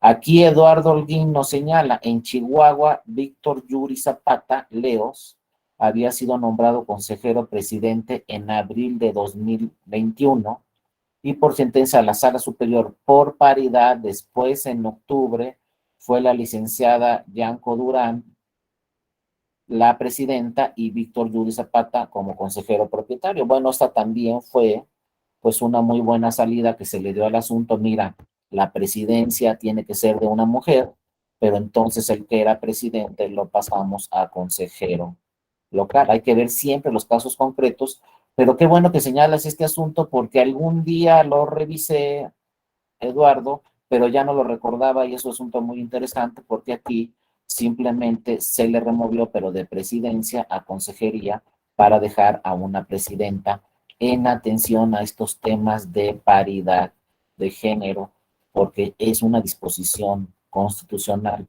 Acuérdense también muy bien, el tema de paridad de género ya no es una acción afirmativa, ¿no?, que participen las mujeres y que integren las mujeres diversos órganos del gobierno, ¿no?, y del poder ejecutivo, legislativo y judicial. Ahora es un principio constitucional. Las acciones afirmativas son las que se dictan en lineamientos para fortalecer la participación de las mujeres, en lineamientos, en reglamentos, inclusive en la ley hay acciones afirmativas. Pero cuando ya se implementa esta disposición de paridad de género a nivel constitucional, ya podemos hablar de un principio constitucional que queda ahí vigente. Pues al tener este principio constitucional, pues sí es un asunto que está atendiendo muy bien el Consejo General del INE, porque ahora sí, cuando nombra consejeras o consejeros, revise y atiende muy bien este principio constitucional que se tiene que cumplir. Por eso, si ven ahora la integración de los tribunales electorales locales, que sucede lo mismo, y de los soples, pues ya tenemos muchas presidentas. No tengo el dato exacto, pero creo que en este momento hay más presidentas en los tribunales electorales que presidentes.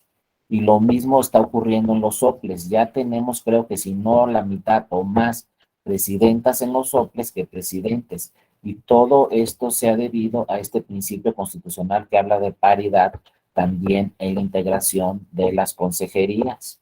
Y en una de esas, acuérdense que el INE pues va a cambiar a 3 consejeros el año que entra, terminan su encargo el consejero presidente, el doctor Lorenzo Córdoba, y otra consejera, creo, y otro consejero. Bueno, no lo duden que también pues revisen obviamente en la designación de estos nuevos funcionarios, pues este tema de paridad de género, y en una de esas a lo mejor tenemos una presidenta, por primera vez tenemos una presidenta del Instituto Nacional Electoral. Estoy hablando al aire porque ni siquiera sabemos si va a seguir el INE o no con la reforma electoral, pero estoy hablando al aire, pero en una de esas, con este principio de paridad que está en la Constitución, en una de esas, pues tenemos por primera vez una presidenta en el Instituto Nacional Electoral, en el Tribunal Electoral, pues ya en 2 ocasiones hemos tenido presidenta del Tribunal Electoral del Poder Judicial de la Federación, y actualmente en varias salas regionales quien las preside es una magistrada presidenta, ¿no? Pues por ahí van las cosas, pero muy buen dato, Eduardo, muchas gracias, porque es un tema también muy interesante este de Chihuahua.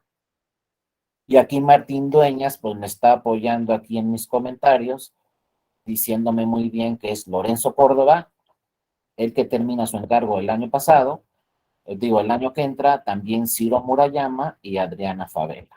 Entonces, si todas las cosas siguen como están y no afecta al INE la reforma electoral, pues vamos a tener 3 nuevos nombramientos de 3 consejeras o consejeros el año que entra, y esto está a cargo, obviamente, de la Cámara de Diputadas y Diputados, el nombramiento de estas nuevas consejerías. Vamos a ver, ¿no?, qué sucede primero con la reforma electoral y luego, pues, quiénes serían las nuevas consejeras o los nuevos consejeros del INE, pero esto permea a nivel nacional y también en todos los soples.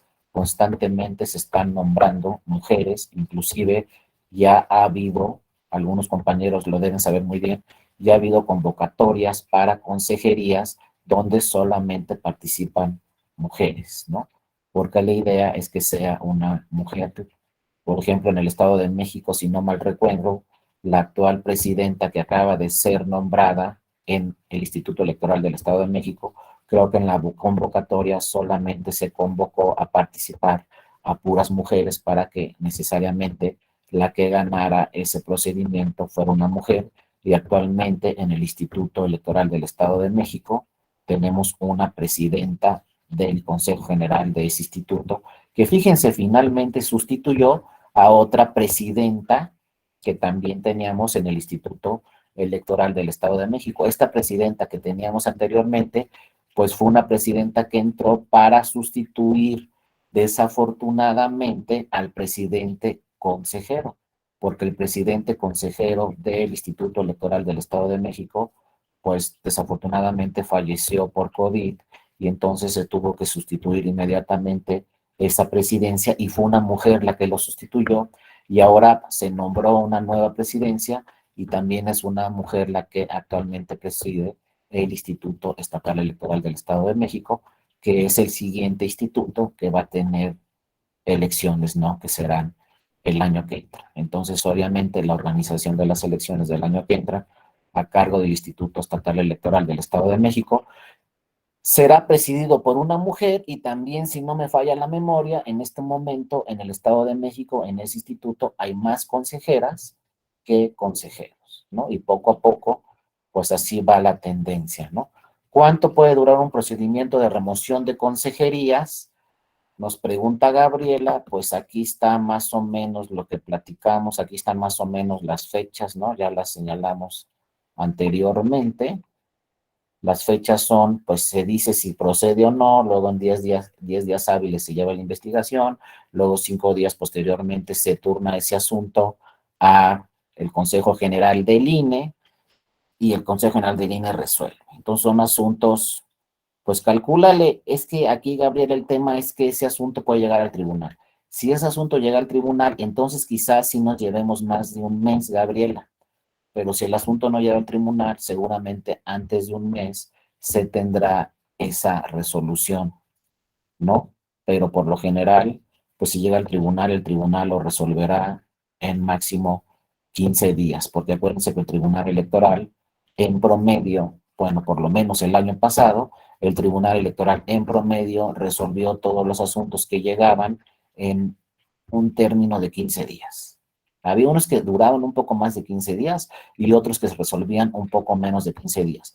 Pero el promedio que maneja el Tribunal Electoral para resolver un asunto desde que se presenta la demanda hasta que se tiene una sentencia es de 15 días. Entonces, más o menos calculen que después de que resuelva el Consejo General, que realice la investigación y que resuelva el Consejo General, pues una vez que ese asunto llega al tribunal, si es que se impugna ante el tribunal, que en la mayoría de los casos de remoción sí se impugna ante el tribunal, pues el tribunal calcúlenle que va a resolver ese asunto en un plazo de 15 días, ¿no? Más o menos por ahí están los plazos. Eduardo nos pregunta, ¿el género del secretariado ejecutivo del LOPLE debe tomarse en cuenta como un criterio para la designación de las consejerías para la conformación del consejo con paridad? Bueno, es que aquí te voy a decir lo que yo pienso en lo personal, Eduardo. Aquí, pues el secretario o la secretaria ejecutiva es solamente una persona.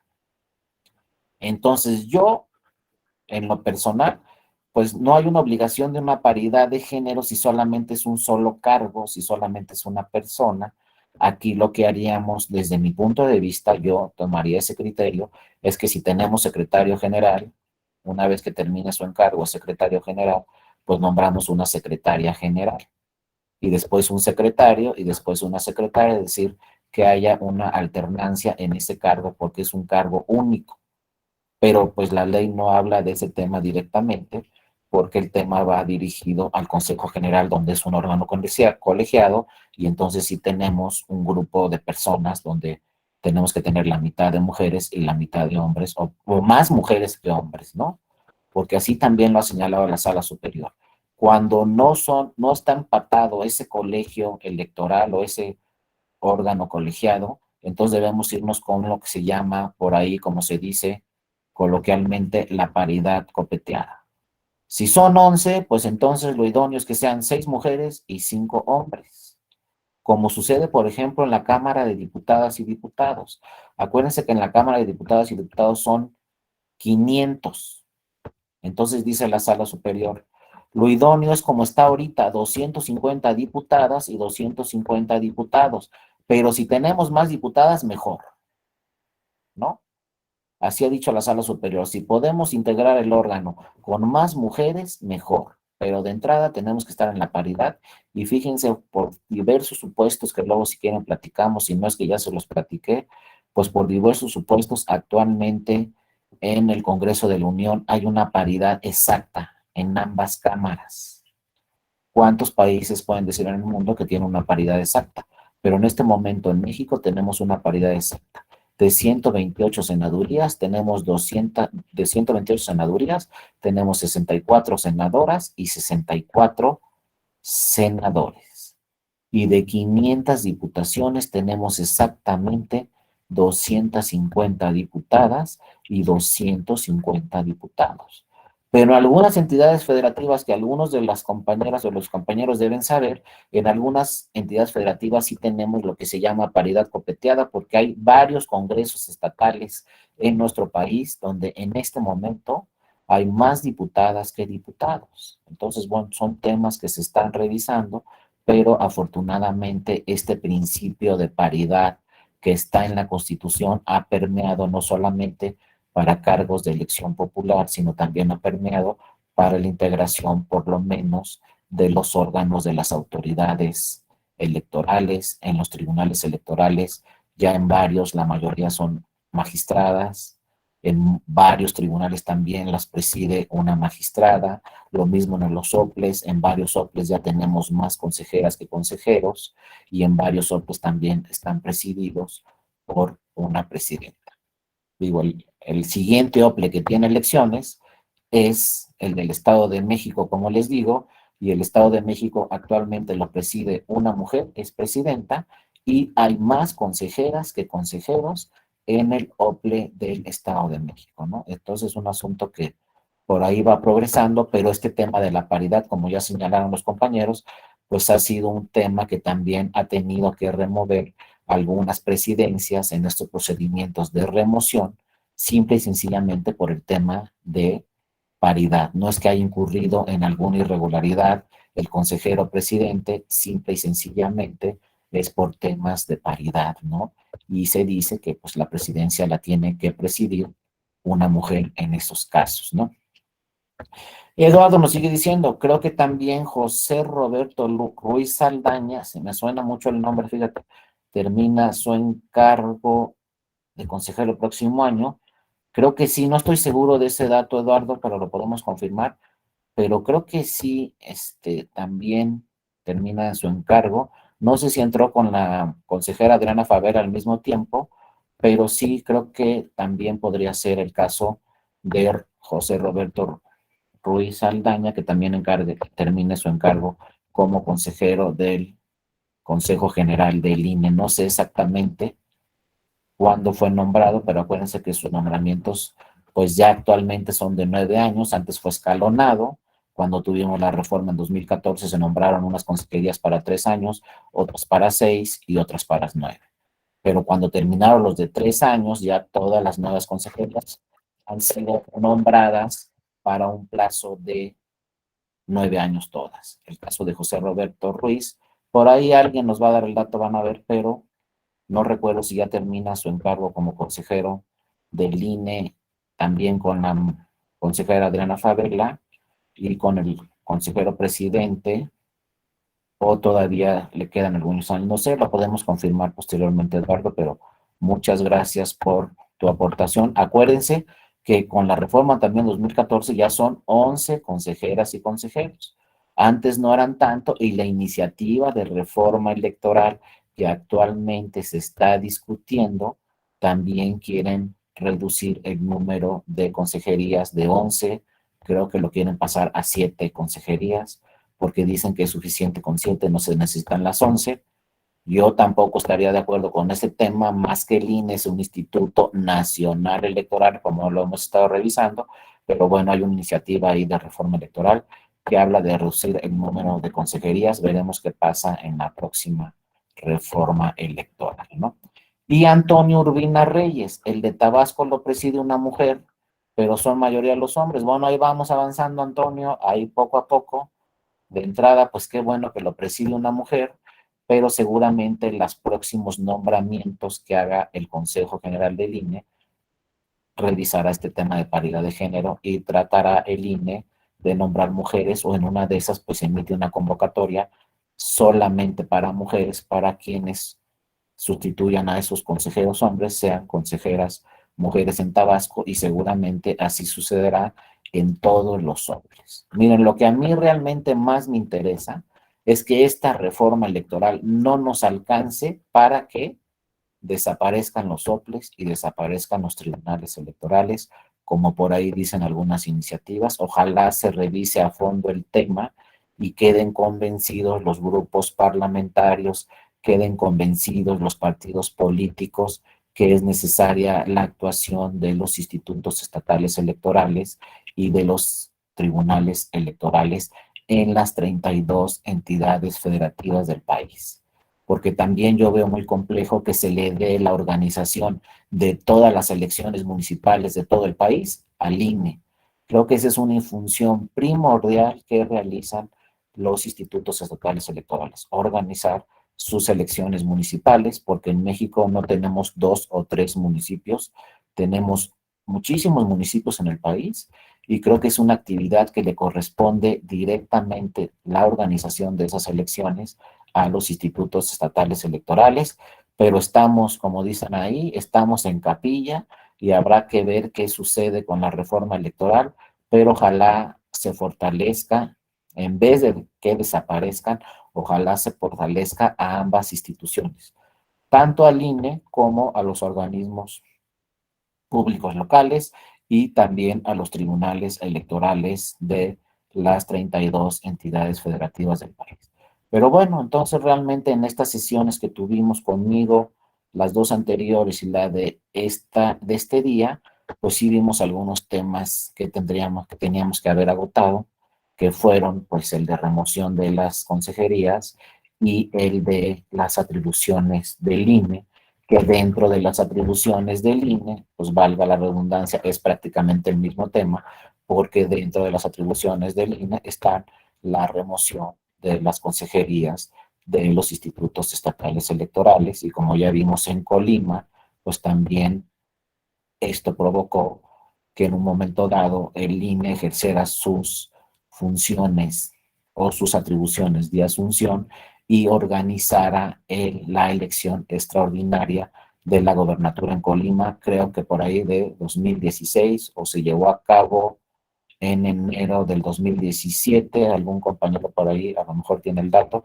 pero pues sí, ya se ejerció esta función de asunción en Colima y ya se ejerció esta función de remoción a una consejera o a un consejero por parte del INE en diferentes entidades federativas. Entonces, más o menos iban ahí de la mano los dos temas, por eso a lo mejor no me expliqué bien, pero bueno, tocamos los dos temas, iban de la mano, entonces entrábamos a atribuciones del INE y luego entrábamos a remoción de consejerías y luego regresábamos a atribuciones del INE, pero les digo, son asuntos que van de la mano y bueno, ahí estamos, ¿no? Directamente con ustedes a sus órdenes. Recuerden que ya se los dije anteriormente, aquí está mi correo electrónico dario.mora@te.gov.mx. Cualquiera de ustedes, cualquier duda que tuvieran sobre la Escuela Judicial Electoral, sobre su oferta académica, sobre algún criterio del tribunal que les interesara, alguna sentencia, pues con todo gusto los apoyamos y les damos seguimiento para que pues darles la información que ustedes requieran, de verdad, con toda confianza. En cualquier momento pueden escribirme a mi correo electrónico.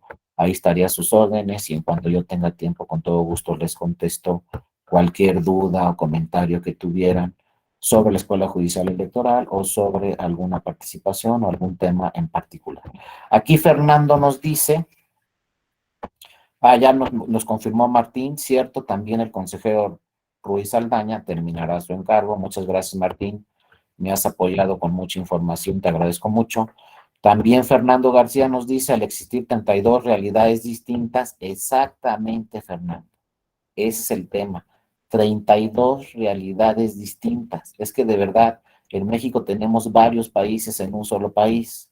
No somos Suecia, como les dije, no somos Noruega, donde son 5 millones de habitantes. Aquí somos 130 millones de habitantes y como dice muy bien Fernando, con 32 realidades distintas y escenarios municipales, en algunos casos sumamente complejos.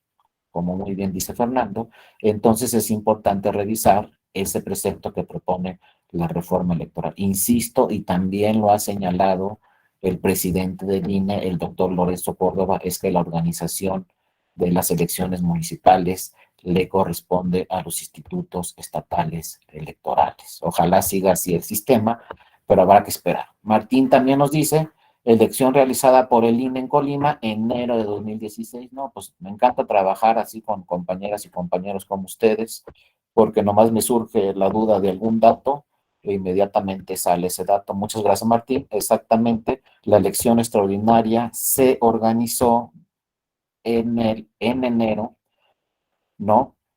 Y la destitución de la presidencia fue en noviembre del 2016. Entonces, vean, ahí están los datos.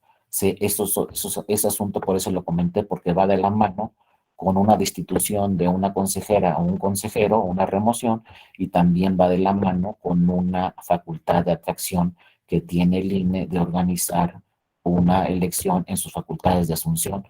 Y pues sí, ahí quedó claro que sí es efectiva, que sí llegó a la realidad, que sí se implementó esa facultad de asunción del INE para organizar un proceso electoral, y en este caso fue de una gobernatura. Porque muchos decían, no, ahí está la facultad de asunción, ahí está la facultad de asunción, pero nunca se va a implementar. Pues ya tenemos el ejemplo en Colima, que esta facultad de asunción del INE sí se implementó para organizar una elección extraordinaria y no de cualquier elección, sino de una gobernatura en el estado de Colima. Bueno, ahí están los casos, ahí están los ejemplos. Como siempre en materia electoral, lo que siempre nos gana, acuérdense, es el tiempo, pero bueno, ya les dije, de verdad, con toda confianza, escríbanme a mi correo electrónico y ahí estoy a sus órdenes para cualquier duda, cualquier comentario, lo que sea, ahí estoy a sus órdenes. No sé si alguna compañera o algún compañero tuvieran alguna otra duda, alguna otra participación el día de hoy. Si no, pues le agradezco mucho al ingeniero que le dio seguimiento a esta presentación. También les agradezco mucho a todas y a todos que participaron. Sí, Yarumi, que quieres participar, adelante, te escuchamos. Perdón, doctor, que insista No te mucho. preocupes. La pregunta que realicé, bueno, es con un fin. Sí, Nosotros tenemos adelante. que entregar un ensayo para acreditar el diplomado. Este ensayo consiste en responder la pregunta: ¿qué propone para mejorar el sistema de responsabilidades a que están sujetas las consejerías de los soples? Mi pregunta ahora sí sería, nada más me baso en el artículo 112 que vimos, 102 de la LEGIPE y el título cuarto de la Constitución Política de los Estados Unidos Mexicanos en un sistema electoral, o me Sí, tengo que basar en algo más. no, Yarumi, revisa esas normas que están en la Constitución y en la ley, que rápidamente revisamos, pero tú propone alguna otra adicional que no esté. La idea es que nos des tú como alguna opinión. Miren, están estas, pero yo creo que podríamos adicionar esta más, o yo creo que esta no es necesaria. O como dijo el compañero, simplemente con Es que nos ambigua. digas, esta es medio subjetiva, yo la haría más objetiva. Ya con eso, pues estás emitiendo una opinión sobre ese catálogo de responsabilidades, con que nos digan, miren, es que esta no es objetiva, debería hacerse más objetiva o debería incorporarse una nueva más, o el tema de paridad de género me parece muy bien también incorporarlo, etcétera, ¿no? Habrá que ver de qué tema nos vas a hablar, pero si vas a hablar de responsabilidades, pues sí, dale una leída a las de la Constitución, dale unas leídas a las de la ley general y pues nos puedes hacer un comentario si estás de acuerdo, si alguna crees que le falta, alguna sobra, alguna es ambigua, alguna no es concreta, etcétera. Y ya con que nos des tu opinión, con eso es suficiente. De todos modos, pues te agradezco mucho, Yarumi, todas tus participaciones y todo tu interés. Y también pues les agradezco mucho a todas y a todos que participaron el día de hoy, a todos que estuvieron muy atentos. Ya van a ser las 9 de la noche, yo sé que es un esfuerzo adicional, pero no se rindan, terminen bien el diplomado y les agradezco de verdad mucho a todas y a todos su participación, su apoyo en información y sus diversas intervenciones. Muchas gracias de verdad a todos y a todos y bueno, estamos ahí a sus órdenes para cualquier otra sesión que seguramente van a ver, nos vamos a encontrar por ahí en alguna otra sesión, en alguna otra plática, en fin, etcétera.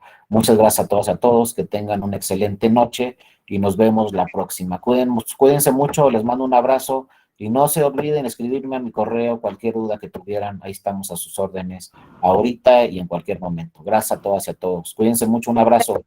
Muchas gracias.